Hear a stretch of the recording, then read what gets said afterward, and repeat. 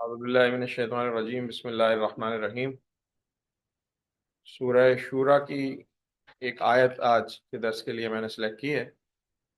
پہلے میں آیت کی تلاوت کر دیتا ہوں اور اس کے بعد پھر اس کا ترجمہ رکھ دیتا ہوں، پھر ہم اس کی تفسیر کے اوپر آتے ہیں۔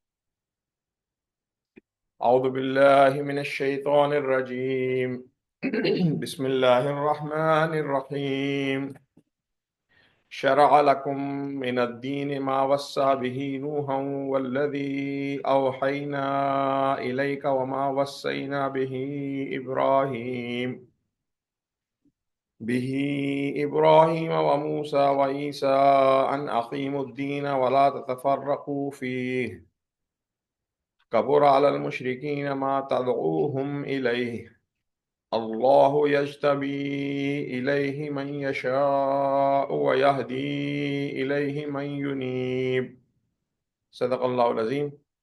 یہ ایک آیت میں نے آپ کے سامنے تلاوت کی ہے، اس کا ترجمہ ہے: اس نے تمہارے لیے دین کا وہی طریقہ مقرر کیا ہے جس کا حکم اس نے نوح کو دیا تھا، اور جسے اے محمد صلی اللہ علیہ وسلم اب تمہاری طرف ہم نے وحی کے ذریعے بھیجا ہے، اور جس کی ہدایت ہم نے ابراہیم اور موسیٰ اور عیسیٰ کو ہم کر چکے ہیں، اس تاکید کے ساتھ کہ قائم کرو اس دین کو اور اس میں متفرق نہ ہو جاؤ۔ یہی بات ان مشرکین کو سخت ناگوار ہوئی ہے، جس کی طرف اے محمد صلی اللہ علیہ وسلم تم انہیں دعوت دے رہے ہو۔ اللہ جسے چاہتا ہے اپنا کر لیتا ہے، اور وہ اپنی طرف آنے کا راستہ اسی کو دکھاتا ہے جو اس کی طرف رجوع کرے۔ صدق اللہ العظیم۔ یہ جو آیت میں نے آپ کے سامنے رکھی ہے، اس آیت کا جو مرکزی نقطہ ہے، جو موضوع ہے، اور جس کو مولانا مودودی رحمۃ اللہ علیہ نے بہت تفصیل کے ساتھ، یعنی صرف اس ایک آیت کی اگر آپ تفسیر پڑھیں تو میرا خیال ہے کہ فل پیج تفہیم کے کئی صفحات ہیں جو مولانا نے اس پہ تشریح میں لکھے ہیں۔ تو جو مرکزی نقطہ ہے وہ اقامت دین ہے۔ شرع لکم کا لفظ استعمال ہوا، شرع لکم من الدین، اور اس کا جو ترجمہ انہوں نے کیا ہے کہ اس نے تمہارے لیے دین وہی مقرر کر دیا ہے جس کو نوح اور باقی انبیاء کو طرف بھیجا گیا تھا۔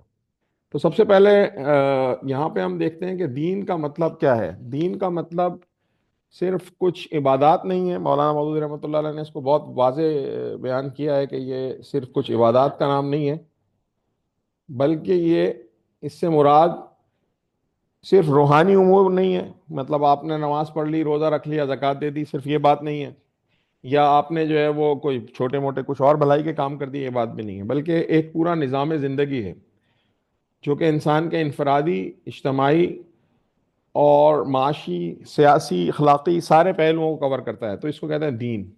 دوسرا نقطہ جو یہاں ہے اقامت دین، یعنی دین کو قائم کرنا۔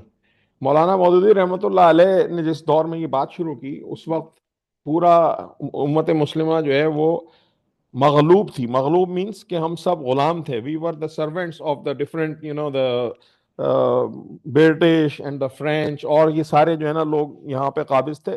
آپ افریقہ سے لے کے عرب پورا دیکھ لیں اور بر صغیر دیکھ لیں، سوائے میرا خیال ہے اس دور میں ترکیہ، جو ٹرکی، اور کچھ حصہ افغانستان، اور کچھ ایک دو چار ممالک گنتی کے آپ کو مل جائیں گے مسلمان ملکوں میں کہ جو آزاد تھے۔ باقی ساری امت مسلمہ تقریباً جو ہے وہ ان مختلف طاقتوں کے قبضے میں تھی۔ تو جب یہ طاقتیں جنہوں نے قبضہ کیا، تو اس کے بعد جو انہوں نے، یعنی ہم اپنے بیک گراؤنڈ کو دیکھتے ہیں بر صغیر پاک و ہند کے، اور اس کو بھی شامل کریں ملیشیا کے حصے کو بھی، تو یہاں پر جتنے بھی راجا مہاراجا، جو چھوٹی چھوٹی اسٹیٹس تھیں، یہاں پر قانون اسلامک قانون ہوا کرتا تھا۔ تو جس دور میں مولانا مودودی نے یہ بات کی ہے، اس دور میں تقریباً اسلامک قانون کو ختم کیے ہوئے 100 سال سے زائد کا عرصہ ہو گیا تھا۔ برٹش نے وہاں پہ آ کے سارا نظام ختم کر دیا تھا۔ میں نے پچھلے درس میں شاید، یا پچھلے سے پچھلے درس میں یہ بات رکھی کہ وہ کہتے ہیں نا کہ یک جنبش قلم، یعنی ایک آرڈر دیا برٹش نے، ناؤ یو آل illiterate۔ اور جب برٹش انڈیا میں آیا ہے سب کانٹیننٹ میں، اس وقت مسلمانوں کا لٹریسی ریٹ 100% تھا۔ ہر بچہ مدرسے سے وابستہ تھا، مساجد کے ساتھ اسکولز قائم تھے جس کو مدرسہ کہتے ہیں۔ مدرسے کا مطلب یہ نہیں تھا جو آج ہمارے ذہن میں کانسیپٹ ہے، کیونکہ مدرسے کو ہم نے بدنام کر دیا، یا اس کو یوں کہہ لیں کہ سارے کانسیپٹ کو ہی مکس کر دیا. وہ اس دور کا state of the art education system تھا. وہاں پہ منطق پڑھائی جاتی تھی, وہاں میتھس پڑھایا جا سکتا, وہاں پر حساب کتاب, لین دین, ڈیلنگ, بزنس کی چیزیں بھی سبجیکٹ پڑھائے جاتے تھے جو اس دور کے مطابق تھے. تو مدرسے کو اس نے جو ہے وہ الٹریٹ کہہ دیا کہ جو برٹش سسٹم سے پڑھ کے پاس ہوگا وہی جو ہے وہ پڑھا لکھا مانا جائے گا. تو یک جنبش قلم میں اس نے ہمارا پہلے تو ایجوکیشن سسٹم کو ہم سے کٹ آف کر دیا کہ نہیں, جاب چاہیے تو میرے سسٹم میں آؤ. اور اگر آپ لوگ تھوڑا سا بھی مطلب رکھتے ہو ہسٹری سے یعنی اگر آپ نے اکبر الآبادی کا نام سنا ہو, اکبر الآبادی ہمارے معاشرے میں یا ہمارے بر صغیر میں مشہور کس بات کے لیے کہ جی وہ مزاح کا شاعر تھا. اکبر الآبادی ایک بہت بڑے, یوں کہہ لیں کہ میں تو انہیں کہوں گا کہ اسلام کے مدبر اور بہت بہت دور رس انسان تھے. ان کے شعر جن کو ہم مزاح یا مذاق سمجھ کے اڑاتے ہیں وہ بہت ڈیپ تھیولوجی رکھتے تھے. اکبر الآبادی کے شعروں کو آپ پڑھیں تو لگتا ہے کہ جیسے مذاق کر رہا ہے, صرف مزہ. جیسے ان کا ایک شعر ہے کہ پانی پینا پڑا ہے پائپ کا, لفظ پڑھنا پڑا ہے ٹائپ کا.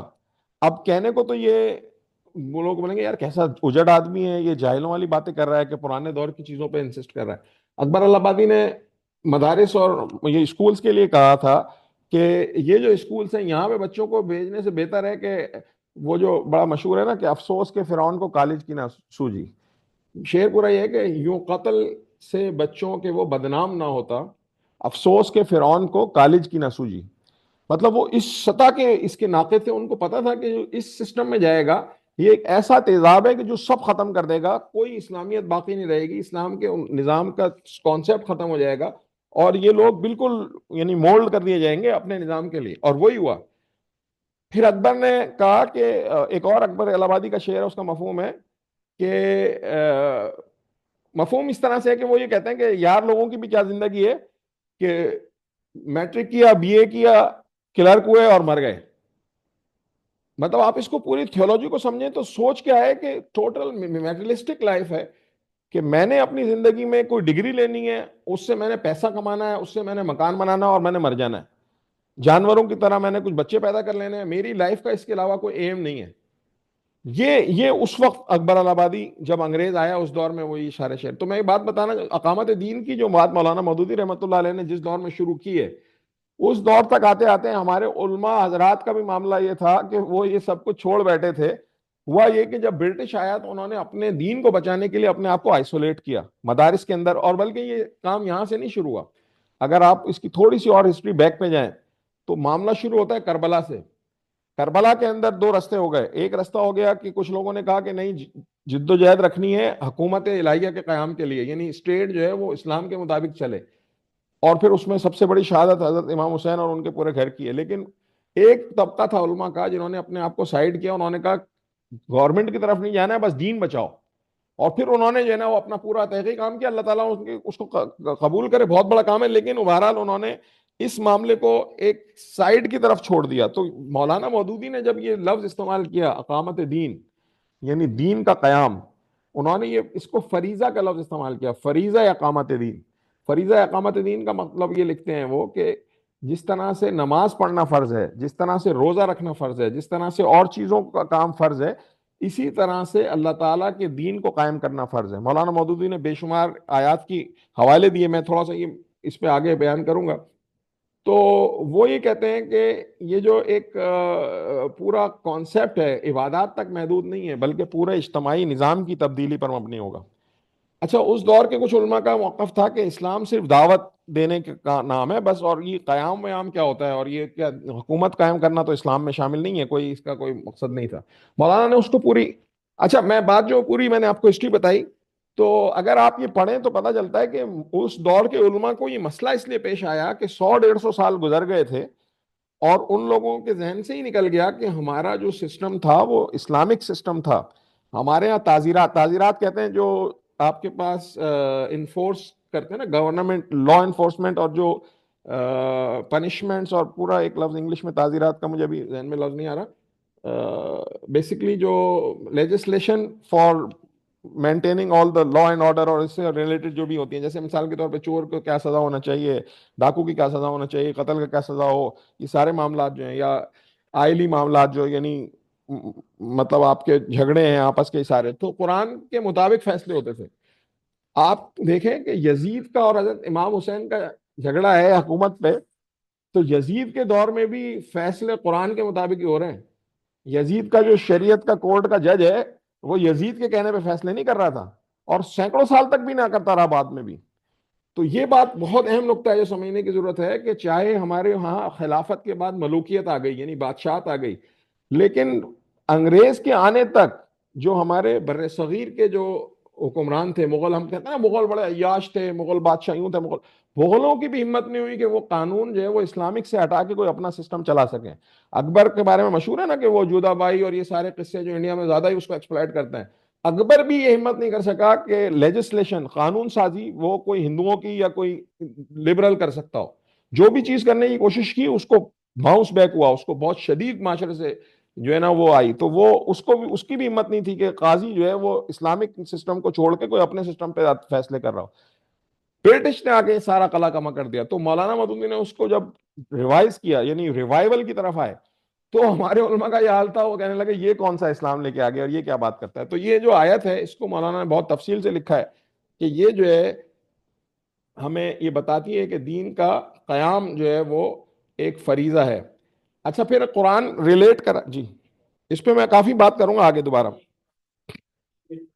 یہ جو تین ہے قائم، نافذ اور خالد، یہ تینوں میں ایک ہی لگ رہی ہے. نہیں ایک نہیں ہے.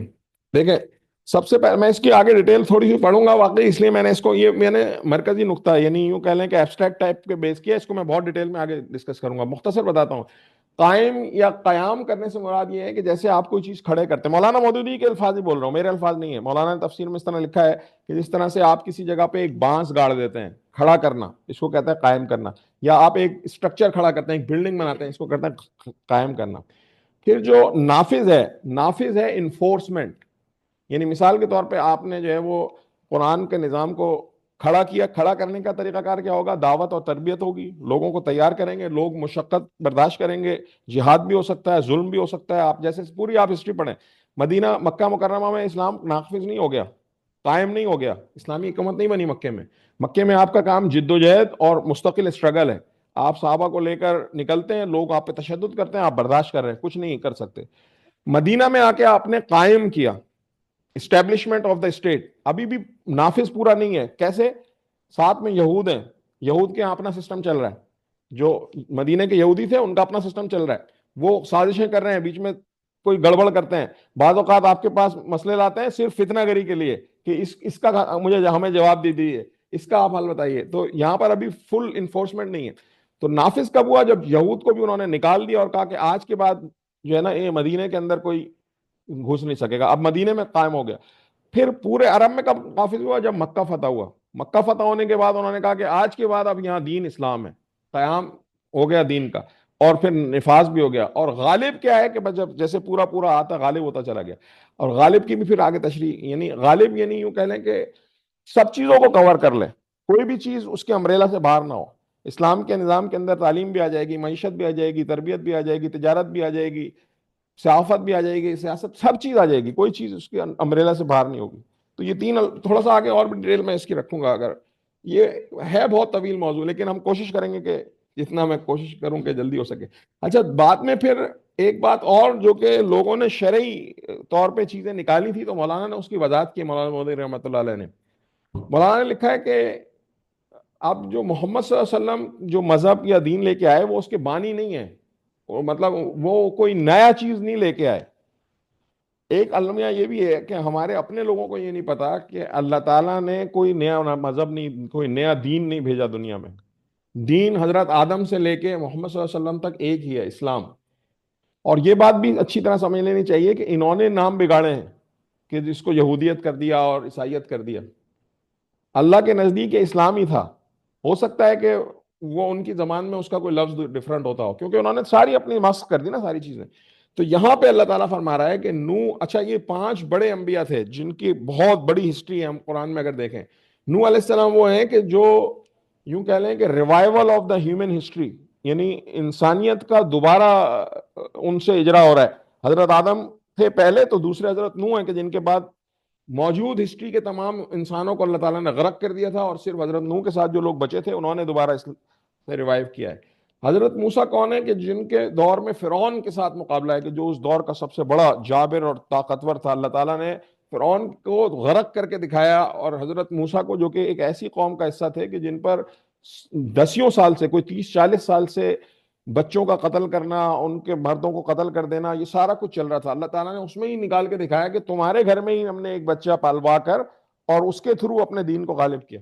پھر حضرت عیسیٰ کون ہے کہ جو کہ ایک معجزہ ہے اللہ تعالیٰ کا، روح اللہ کی طرف سے ایک ایسی روح ہے کہ جو انہوں نے پھونک دیا، یہ ایک ایسا معجزہ تھے۔ تو یہ سارے انبیاء کو بتاتے ہوئے بتا رہے ہیں کہ دین کوئی نیا نہیں ہے، وہی دین ہے جو سارے انبیاء لے کے چلے ہیں۔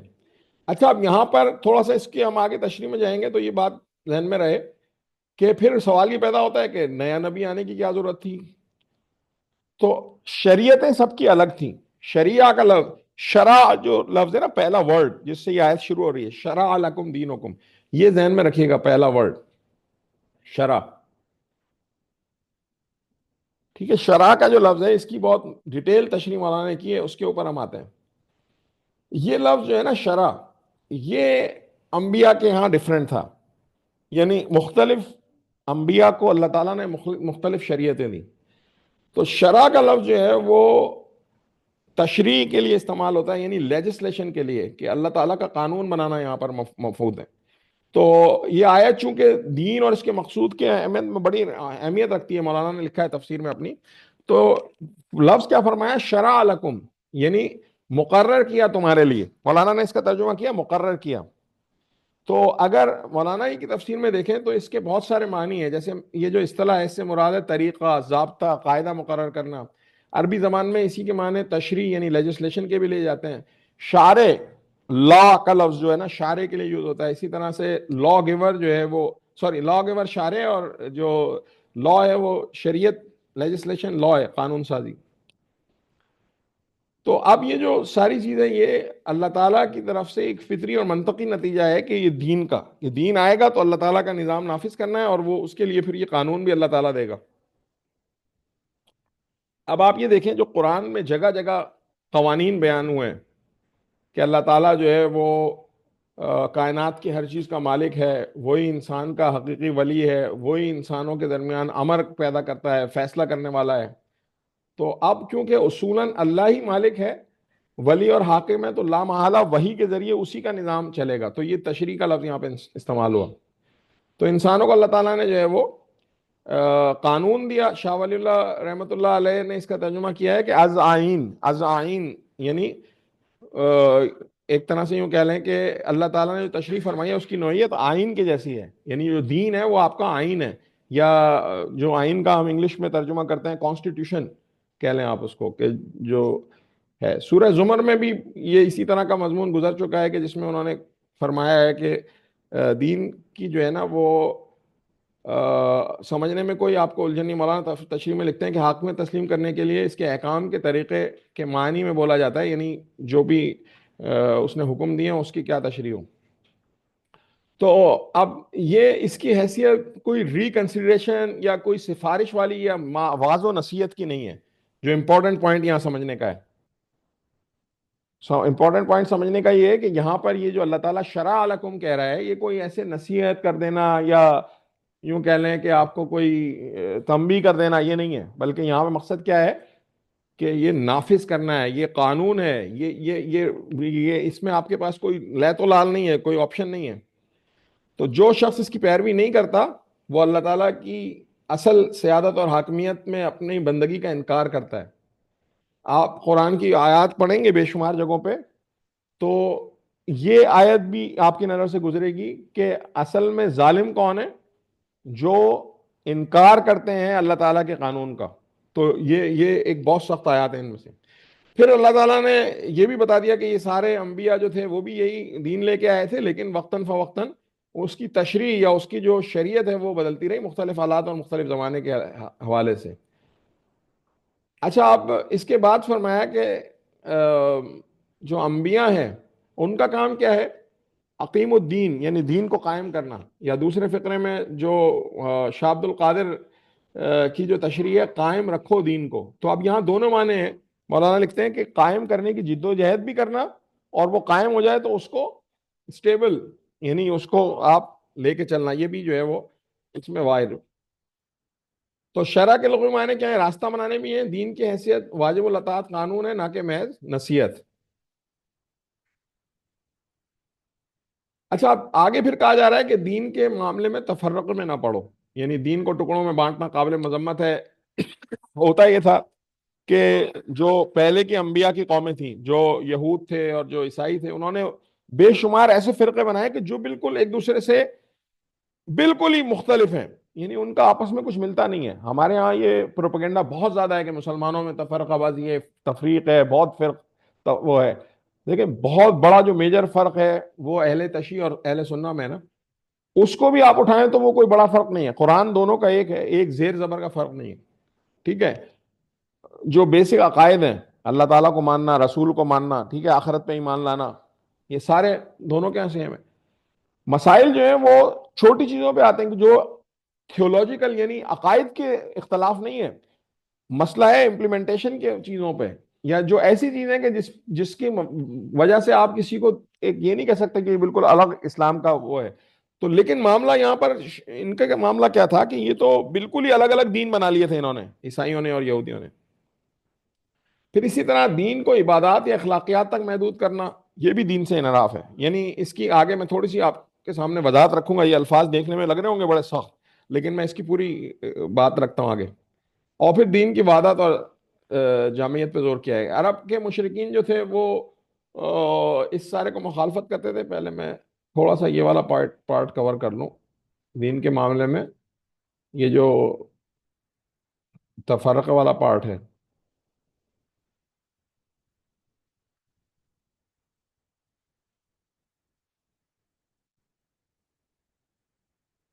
اچھا، اب معاملہ یہاں پہ تھا کہ کچھ علماء نے اس کی تشریح یہ کی کہ بس دعوت و تبلیغ کا کام کرنا ہے، اور مساجد میں آ کے آپ نمازیں ادا کر لیں اور جمعہ ہو جائے تو بس صحیح ہے، بس باقی کیا ہے. تو مولانا نے پھر جو ہے نا وہ بہت ساری احادیث اور قرآن کی آیات سے حوالہ دیا ہے، اور پھر اس کے اوپر انہوں نے جو ہے نا آرگیومنٹ کیا ہے کہ پھر تو یہ اور یہ بھی سب چلا جائے گا. جیسے مثال کے طور پہ مولانا لکھتے ہیں کہ قرآن کی آیت ہے البینہ میں، اور ان کو حکم نہیں دیا گیا مگر اس بات کا کہ یکسو ہو کر اپنے دین کو الہ کے لیے خالص کرتے ہوئے اس کی عبادت کریں، زکوٰۃ دیں، اور یہی راست و ملت ہے. تو اب وہ کہتے ہیں کہ زکوٰۃ اور نماز جو ہے وہ قائم کرنے کے الفاظ میں آئی ہے. جو قرآن کے الفاظ ہیں یقیم الصلاۃ و یؤتوا الزکوٰۃ. تو اب یہاں پر اگر آپ صرف ان کو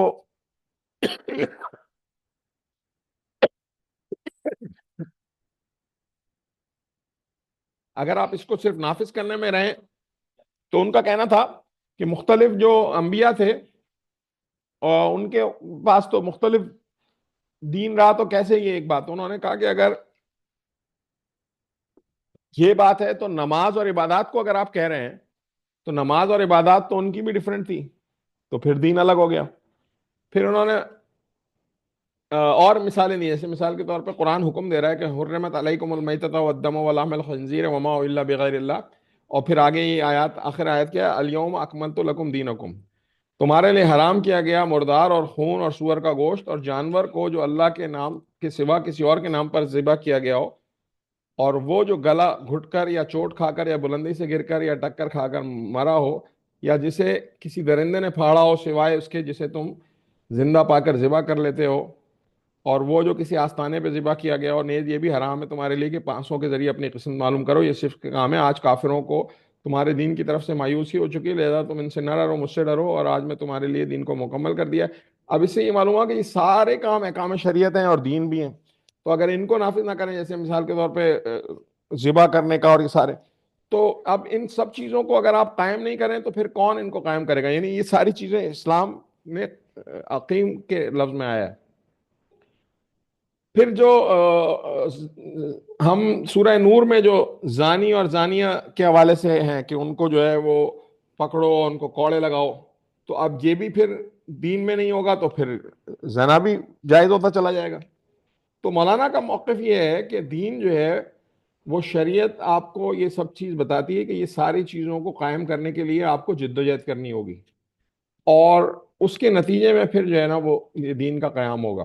تو دین کی وحدت اور جامعیت جو ہے وہ ان سارے احکامات پر مبنی ہے جو قرآن ہمیں دے رہا ہے۔ عرب مشرکین دین کو ماننے کے لیے تیار نہ تھے۔ ان کا مسئلہ کیا تھا کہ وہ کہتے تھے کہ بھائی اگر آپ کچھ تھوڑی بہت کچھ ایسا کام کرنا چاہتے ہیں جس میں جو ہے وہ کچھ ہو تو آپ کر لیا کرو، باقی ہمارے بتوں کو کیوں برا کہتے ہو، اور ہمارے سارے نظام کو کیوں آپ للکارتے ہو، اور سسٹم کو کیوں چینج کرنے کی بات کرتے ہو۔ تو وہ تھا، وہ کہتے تھے بس انفرادی عبادات کا محدود رہیں، ریاست، معیشت، عدل وغیرہ، حاکمیت، یہ کون سا ہے، یہ کہاں سے دین آ گیا۔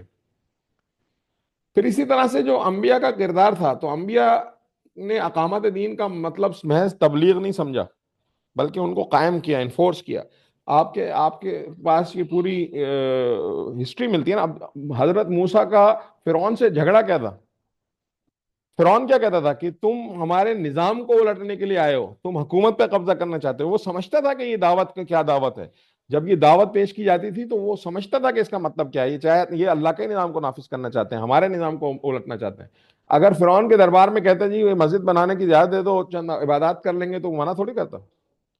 تو یہاں پر یہ ایک بہت بڑا مسئلہ ہے جس کو سمجھنے کی ضرورت ہے۔ اسی طرح آپ محمد صلی اللہ علیہ وسلم، آپ صلی اللہ علیہ وسلم کی پوری ہسٹری دیکھیں تو آپ صلی اللہ علیہ وسلم نے جس وقت آپ مکہ کے اندر دعوت دے رہے ہیں، اور آپ کے جو چچا ہیں حضرت ابو طالب، ان کے پاس لوگ پہنچے اور انہوں نے کہا کہ جی یہ آپ کا بھتیجا جو ہے وہ ہمارے اندر پھوٹ ڈال رہا ہے، اس طرح کی باتیں کرتا ہے، تو آپ نے جو ہے نا وہ ان کو بلایا حضرت محمد صلی اللہ علیہ وسلم کو اور کہا بھتیجے یہ کیا لوگ یہ کیا بات کرتے ہیں، اور وہ آفر کیا لے کے آئے تھے کہ اگر چاہو تو ہم مکے کے عرب کی سب سے خوبصورت لڑکی سے شادی کر دیتے ہیں، سردار بننا چاہتے ہو تو کوئی سردار وغیرہ بنا دیتے ہیں، پیسہ چاہیے پیسہ لے لو، اس طرح کی وہ لے کے آئے تھے۔ تو آپ صلی اللہ علیہ وسلم نے کیا جواب دیا تھا کہ اگر یہ ایک ہاتھ میں میرے سورج اور ایک ہاتھ میں چاند بھی رکھ دیں تو مجھے اپنی دعوت سے نہیں ہٹا سکتے، یا تو اللہ کا دین غالب ہو کر رہے گا، یا اگر اللہ تعالیٰ مجھے اٹھا لے۔ یہ الفاظ ہیں اس دور میں، اور یہ کون سا وقت ہے جب آپ پر مکے میں تشدد ہو رہا ہے، یہ کون سا وقت ہے جب آپ کے ساتھ لوگ چند ہیں، کوئی ساتھ نہیں ہے۔ ایک اور واقعہ جو تاریخ میں ملتا ہے، آپ صلی اللہ علیہ وسلم جو ہے وہ ہجرت کر رہے ہیں مدینہ کی طرف، اور بہت سارے مسلمان پہلے ہی ہجرت کر چکے ہیں۔ آپ حضرت ابوبکر کے ساتھ نکلے اور آپ نے رستہ لیا تھا مخالف، مدینے کی طرف ڈائریکٹ نہیں گئے، مخالف سمت میں نکلے تھے حکمت عملی کے تحت، اور غار سور میں جا کر رکے تھے، اگر آپ نے وہ واقعہ مشہور سنا۔ رستے میں جو ہے نا ایک بہت مشہور واقعہ ہے، وہ مجھے اس لفظ کا اس فرد کا نام بھول رہا ہے، بہرحال وہ کسی طرح آپ کو ٹریک کرتا ہوا آپ کے پیچھے پہنچا ہے گھوڑے کے اوپر، اور وہ کہتا ہے کہ میں آپ کی طرف جا رہا ہوں، تو ایک دفعہ میں دوڑایا گھوڑا تو میں گر گیا، گھوڑے کے پاؤں دھنس گئے، دوسری دفعہ جب تیسری دفعہ ہوا تو میں سمجھ گیا کہ معاملہ سادہ نہیں ہے۔ میری زبان پہ نام ہی نہیں آ رہا، آپ کو بھی نہیں یاد آ رہا، جس جس کو آپ نے بشارت دی تھی کہ کیسر اور کسرا کے کنگن میں تمہارے ہاتھ میں دیکھ رہا ہوں۔ تو بہرحال وہ کہتا ہے کہ انہوں نے آواز دی کہ آپ میری بات سن لیں، تو آپ صلی اللہ علیہ وسلم رک گئے، اور حضرت ابوبکر بھی ساتھ تھے۔ تو آپ نے کہا کہ اس نے کہا کہ میں دیکھ رہا ہوں کہ مستقبل آپ کا، آپ میرے لیے امان لکھ دیں جب آپ کے پاس پاور ہو۔ تو آپ صلی اللہ علیہ وسلم نے اس کو کہا کہ لو ابوبکر اس کے لیے لکھ دو، اور کہا کہ مجھے ابھی زبان پہ نام نہیں آ رہا، کہا کہ کیسر و کسرا کے کنگن تمہارے ہاتھ میں دیکھ رہا ہوں، اور موقع کیا ہے؟ آپ سرقہ، سراقہ، سراقہ، سراقہ، تیرے ہاتھ میں قیصر و کسرا کے کنگن دیکھ رہا ہوں۔ یعنی آپ بشارت کیا دے رہے ہیں؟ قیصر و کسرا کون تھے؟ اس دور کی سپر پاورز، جیسے کوئی آج کہے کہ یار میں تمہارے ہاتھ میں جو ہے نا وہ امریکہ کے جو جو پریزیڈنٹ ہے اس کی وہ دیکھ رہا ہوں، یا کوئی بہت بڑی سپر پاور اگر روس یا کوئی بھی کہہ لیں اس کی طاقت کے مقابلے میں، اور مسلمانوں کے ہاتھ میں اس میں کچھ بھی نہیں۔ تو آپ صلی اللہ علیہ وسلم کا ویژن اس وقت بھی کلیئر ہے کہ یہ دین غالب ہونے کے لیے آیا ہے، یہ نافذ ہوگا کبھی۔ آپ نے اس کو لکھ کے دیا امان، اور بعد میں اس نے وہ استعمال کیا ہے۔ تو اس طرح سے یہ بے شمار واقعات ملتے ہیں کہ تو بات یہ ہے کہ آپ 23 سالہ جدوجہد دیکھیں جو آپ صلی اللہ علیہ وسلم نے کی ہے، کہ آپ یہ جو الزام لگایا جاتا ہے کہ تلواروں سے اسلام غالب ہوا، تلواروں سے تو اسلام غالب نہیں ہوا، تلواروں سے تو جو ہے وہ اپنا پروٹیکشن کیا ہے۔ سب سے بڑی فتح کون سی ہے؟ مکہ کی فتح، فتح مکہ کی۔ آپ اللہ تعالیٰ کی حکمت دیکھیں کہ کوئی ایک بندہ قتل نہیں ہوا، کتنے جلال سے جا کر انہوں نے جو ہے وہ سارا اس کو کور کیا۔ تو اب اگر کوئی یہ ساری اللہ تعالیٰ کے رسول صلی اللہ علیہ وسلم کی جو رسالت کا انہوں نے کام انجام دیا اس کو پورا دیکھے، تو آپ دیکھیں کہ آپ نے جو ہے وہ مفصل شریعت کے ساتھ دین قائم کیا، صرف اعتقادات اور عبادات نہیں تھیں، بلکہ لوگوں کے شخصی کردار تھے کہ جن کو آپ نے بدلا، صحیح ہے، لوگوں کی جو ہے وہ زندگیاں بدل دیں، اخلاقی، اجتماعی، معاشرتی، تہذیبی ساری چیزیں تبدیل کر دیں۔ اور پھر معاذ اللہ اگر کوئی اس کو اقامت دین نہیں سمجھتا تو نعوذ باللہ اللہ کے نبی پہ الزام لگاتا ہے کہ آپ نے تو جو ہے وہ پوری ایک اسٹیٹ بنانے کی جدوجہد کی۔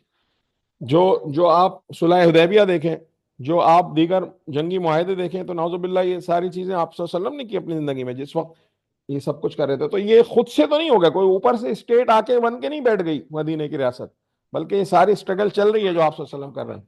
آپ مختلف جو ہے وہ قبائل کے ساتھ معاہدے کر رہے ہیں۔ تو یہ ایک اہم موضوع ہے کہ جس میں جو ہے وہ اقامت دین کا ایک تصور ہے کہ اللہ تعالیٰ نے جو پھر آخری جو بات کی کہ لا تفرقوا، یعنی آپ پھر اس کے بعد فرقوں میں نہ پڑو۔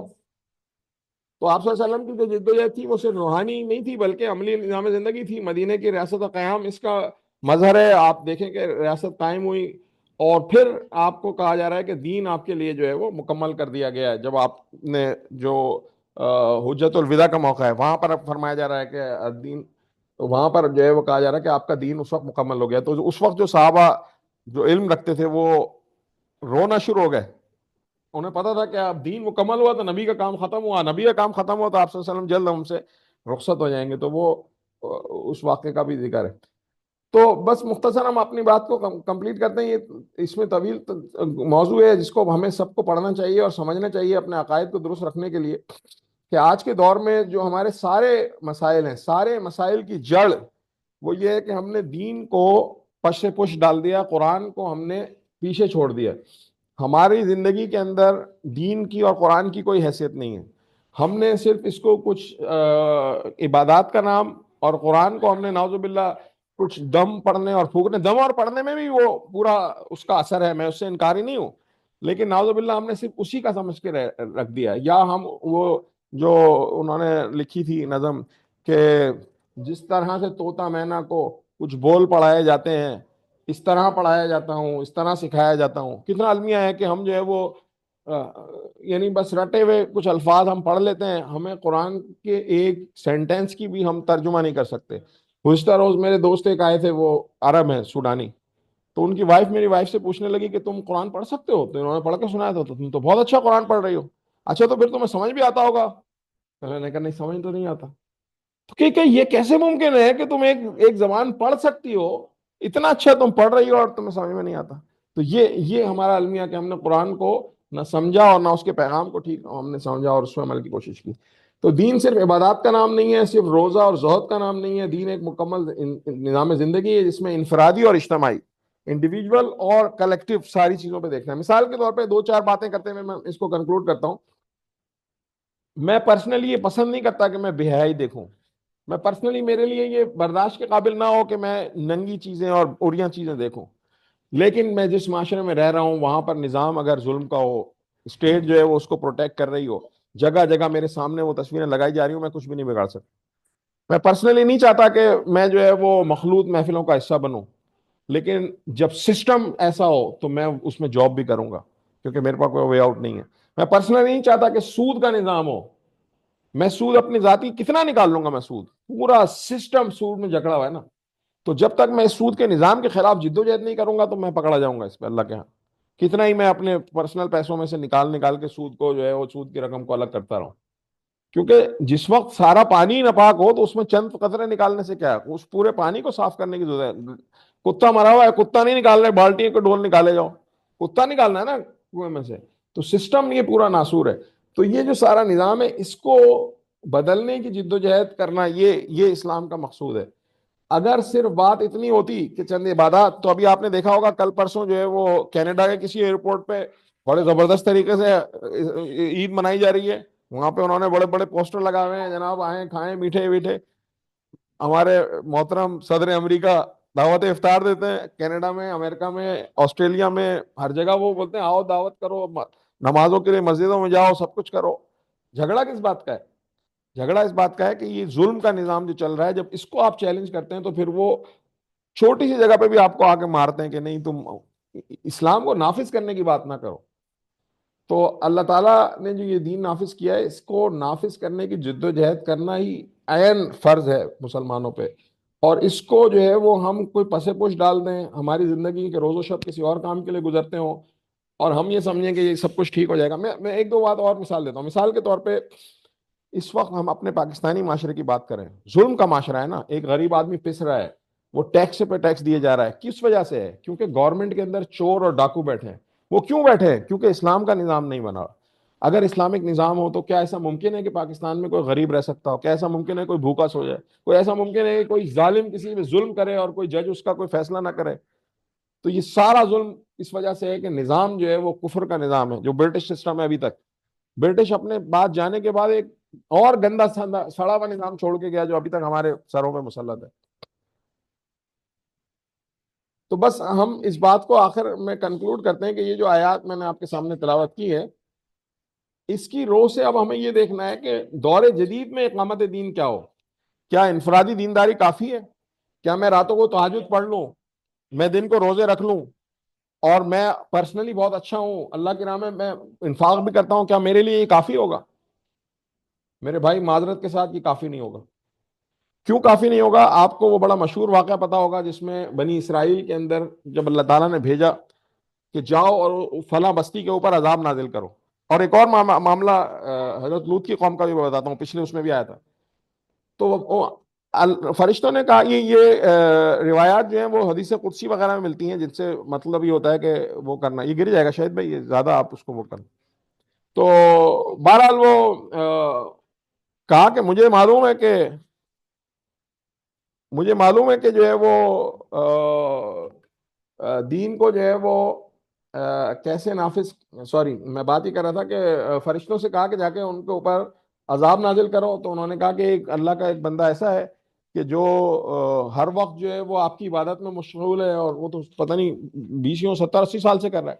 تو اللہ تعالیٰ نے فرمایا کہ جا کر پہلے عذاب اس کے اوپر سے شروع کرو، کیونکہ وہ دیکھ رہا ہے کہ معاشرے میں ظلم پھیل رہا ہے اور وہ بس تسبیحیں پڑے جا رہا ہے، اور وہ لوگوں کو روک نہیں رہا کہ وہ گناہوں سے روکے۔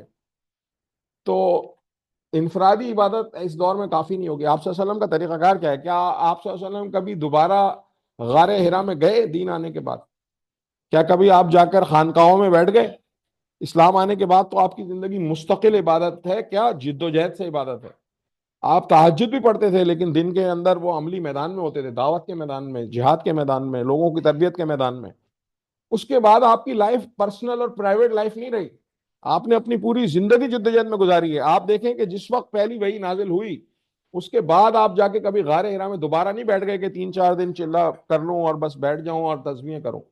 تو تسبیحات سے انکار نہیں ہے، لیکن بات یہ کہ جب ظلم کا نظام قائم ہو معاشرے کے اندر، اللہ تعالیٰ کا طاغوت اللہ تعالیٰ کا انکاری ہو، اس کے خلاف آپ کوئی بات نہ اٹھائیں، جدوجہد نہ کریں، اور صرف جا کر تسبیحیں گھماتے رہیں، تو پھر یہ عبادات بھی جو ہیں وہ آخرت میں کام نہ دے سکیں۔ اللہ تعالیٰ کے دین کا، قرآن کا 90% کیا ہے؟ 90% سارے احکامات ہیں، تو وہ کون نافذ کرے گا؟ اس کے لیے کوئی فرشتے آئیں گے اس دنیا میں دین میں نافذ کرنے کے لیے؟ تو یہ میری اور آپ کی ذمہ داری ہے کہ ہم اس نظام کے لیے بھی جدوجہد۔ تو کیسے ہوگی یہ جدوجہد؟ سب سے پہلے ہم نے انفرادی طور پہ اپنے آپ کو دیکھنا ہے کہ میں پرسنل لائف میں اسلام پہ کتنا عمل کر رہا ہوں۔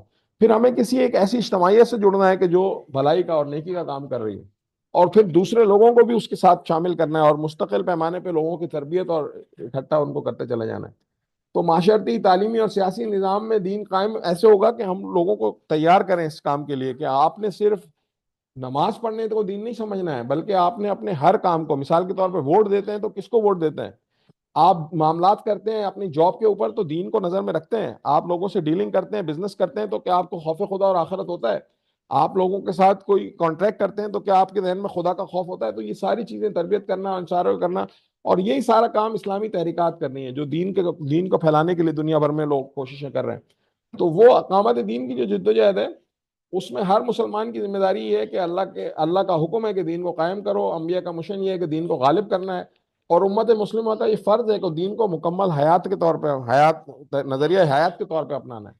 ہمارا جو دین ہے وہ کوئی تسبیحات، کوئی چند ٹوٹکے اور چند کوئی مراقبے کا نام نہیں ہے، بلکہ ہمارا دین 24 آور ایک زندگی کا عملی نظام ہے، کہ جو انسان کی ہر وقت میں ایک دو باتیں بس کر کے میں بات ختم کرتا ہوں. کیا دنیا کے اندر کوئی ایسا مذہب ملے گا کہ جو خلوت میں، رات کی خلوت میں، جو نبی اور ان کی اہلیہ کے ساتھ جو باتیں ہیں اور جو ان کے معاملات ہیں پرسنل، وہ کوئی ڈسکلوز کرے؟ کسی کے اندر مجال ہے کہ وہ اپنے پرسنل لائف کی اتنی چیزوں تک ڈیٹیل تک لے کے آئے؟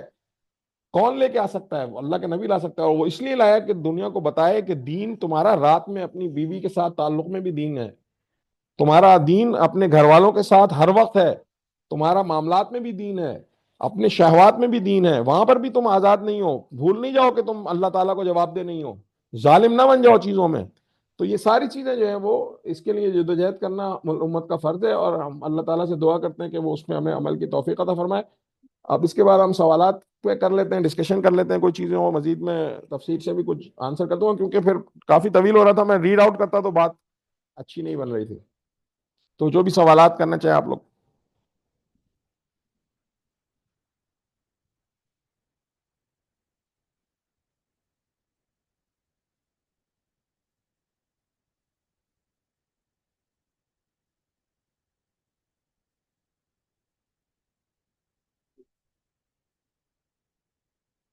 ہاں، میرا خیال ہے تشریح والی جو سلائڈ تھی اس کے حوالے سے، لیجسلیشن کے حوالے سے، شرع لکم کی جو آیت ہے، شریعہ اور دین. ہاں، وہ میں تھوڑا اس کو بہت ایبسٹریکٹ کر کے گیا، بہت زیادہ طویل ہو رہی تھی. اصل میں مخالفت یہ تھی علماء کی طرف سے. سوری. ہاں، دین دین یہ ہے کہ اللہ تعالیٰ کا نظام، اللہ تعالیٰ، یعنی اللہ تعالیٰ حاکم ہے، اور نبی جو ہے وہ یہ بات لے کے آتا ہے کہ آخرت ہے، زندگی بعد موت ہے، اور آپ نے اس دنیا کو اللہ کے نظام کے مطابق چلانا ہے. اب اس نظام کی ڈیٹیلز کیا ہوں گی، اس کا راستہ کیا ہوگا؟ تشریح کا لفظ راستے میں استعمال ہوا ہے نا، راستہ بتانا. جیسے مثال کے طور پہ نماز یہودیوں کے پاس بھی تھی، نماز عیسائیوں کے پاس بھی تھی، لیکن ان کی نماز کی ڈیٹیلز کیا تھی؟ ہم سے ڈفرنٹ ہے نا، بالکل مختلف ہے. ایک تو انہوں نے مسخ کر دی، لیکن جو بچی کچی بھی ہے، جیسے مثال کے تو یوں ہلاتے رہتے ہیں یہودی سر، اور کچھ جا کے ایک طرف کر کے پڑھتے ہیں، تو وہ اس کی ڈیٹیلز ہیں. کیا آپ کا خیال ہے کہ روزہ اور امتوں پہ نہیں تھا؟ قرآن کہتا ہے تھا، تو اس کا مطلب ہے تھا. اب روزے کی ڈیٹیلز میں فرق تھا. جیسے مثال کے طور پہ قرآن ہی کہتا ہے کہ ہم نے راتوں کو تمہیں تمہاری بیگم یعنی بیویوں کے پاس جانا حلال کر دیا، اس خوف سے کہ تم اس میں خیانت کر رہے تھے. تو بنی اسرائیل کے اوپر 24 گھنٹے کا روزہ ہوتا تھا، 24 آور کا روزہ ہوتا تھا. وہ ایک وقت کھاتے تھے پورے، اور پھر وہ شہوت سے بھی رکنا اور بھوک سے بھی. تو اللہ تعالیٰ نے شریعت محمدی میں اس کو آسان کر دیا. یہودیوں کے لیے جو جسم کی ہڈیوں پہ چربی بھی لگ جاتی وہ بھی کھانا حرام تھا. کیوں؟ کیونکہ وہ اتنی باریک بینیاں کرتے تھے اپنے انبیاء کے ساتھ کہ وہ پھنستے چلے جاتے تھے، اتنے سوال کرتے تھے کہ وہ پھر اس حد تک گر گئے. قرآن میں یہ ہے کہ ان پہ یہ چربی بھی حرام تھی. تو اب یہ ساری تشریح ہے یہ. تو اب اگر کوئی اللہ کا بندہ اس کو کہتے ہوئے کہے کہ نہیں دین الگ تھا، تو پھر وہ بالکل ایک رانگ آرگیومنٹ ہو جاتا ہے. مولانا مودودی نے کہا کہ قرآن پڑھیں، قرآن جگہ جگہ یہ کہہ رہا ہے کہ ابراہیم، اب یہ آیت جو ہے نا، اس میں جو 5 انبیاء کا ذکر ہے، یہاں پر جو ہے نا کہ شرع لکم، جس طرح سے کیا گیا تھا، یعنی اس کا ترجمہ ہم دیکھتے ہیں کہ اس نے دین کا وہی طریقہ مرکز ہے جس طرح حکم نوح کو دیا تھا، ہم نے ابراہیم اور موسیٰ کو دے چکے ہیں. تو یہ مطلب انہوں نے، مولانا نے اس کی تشریح کی ہے کہ ڈفرینٹ ڈفرینٹ انبیاء کی شریعتیں سیم تو نہیں تھی، تو دین وہی تھا، لیکن شریعہ جو ہے وہ ہر امت کے لیے ڈفرینٹ ہے. اور شریعہ کیا ہے؟ لیجسلیشن ہے، قانون سازی ہے. اگر قانون سازی کو دین نہیں مانتے تو پھر یہ ساری چیزیں وہ وائڈ ہو جاتی ہیں. نعوذ باللہ نعوذ باللہ، قرآن کی اتنے سارے احکامات ہیں تو وہ سارے ختم ہو جاتے ہیں. وہ کہاں نافذ ہوں گے؟ وہ کیا ہوں گے؟ وہ کیا صرف فضیلت کے لیے پڑھنے کے لیے؟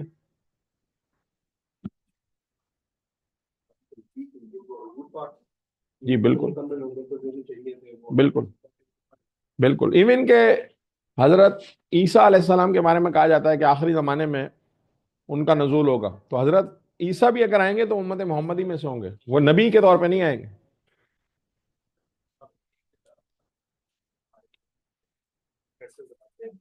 پاکستان کے پہلے پی ایچ ڈی تھے